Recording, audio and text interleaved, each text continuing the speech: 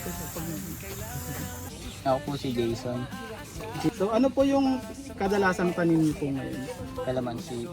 So, Dati po, gano'n na, para po siyang mamamatay na. okay. Tapos, nung gumamit po kami na after 15 days po, gumanda po siya.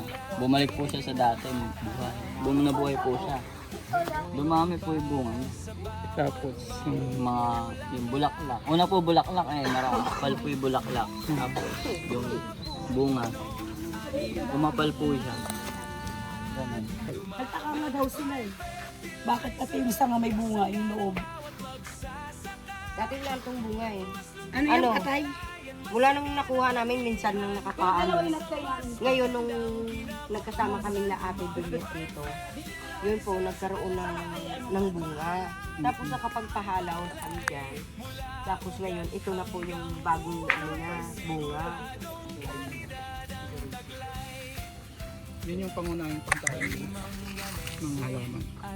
Ngayon, pag nagkulang din yung micronutrient katulad ng dumangan namin, posible talagang mamatay yung puno niya. Mas matibay ang ugat at dahon kahit pabago-bago ang panahon. May calcium para sa matatag na tangkay.